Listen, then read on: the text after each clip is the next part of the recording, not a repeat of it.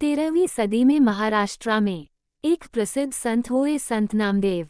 कहा जाता है कि जब वे बहुत छोटे थे तभी से भगवान की भक्ति में डूबे रहते थे। बाल काल में ही एक बार उनकी माता ने उन्हें भगवान विठोबा को प्रसाद चाने के लिए दिया तो वे उसे लेकर मंदिर पहुँचे और उनके हठ के आगे भगवान को स्वयं प्रसाद ग्रहण करने आना पड़ा। आज हम उसी महान संत से एक बार संत नामदेव अपने शिष्यों को ज्ञान भक्ति का प्रवचन दे रहे थे।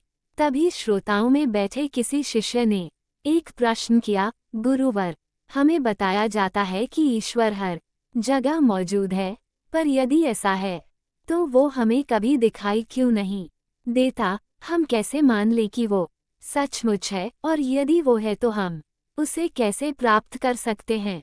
नामदेव मुस्कुराए और एक शिष्य को एक लोटा पानी और थोड़ा सा नमक लाने का आदेश दिया। शिष्य तुरंत दोनों चीजें लेकर आ गया। वहां बैठे शिष्य सोच रहे थे कि भला इन चीजों का प्रश्न से क्या संबंध। तभी संत नामदेव ने पुनः उस शिष्य से कहा, पुत्र, तुम नमक को लोटे में डालकर मिला दो। उद्धरण चिन्ह। शिष्य ने ठीक वैसा ही किया। संत बोले, बताइए, क्या इस पानी में किसी को नमक दिखाई दे रहा है? सबने नहीं में सिर हिला दिए।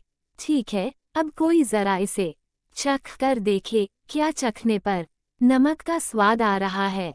संत ने पूछा। जी, एक शिष्य पानी चखते हुए बोला। अच्छा, अब जरा इस पानी को कुछ देर उबालो। संत ने निर्देश दिया।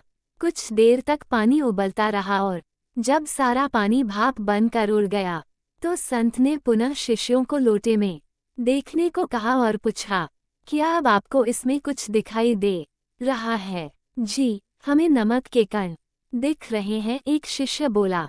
संत मुस्कुराए और समझाते हुए बोले, जिस प्रकार तुम पानी में नमक का स्वाद तो अनुभव कर पाए पर उसे देख नहीं पाए, उसी प्रकार इस जग में तुम्हें ईश्वर हर जगह दिखाई नहीं देता, पर तुम उसे अनुभव कर सकते हो।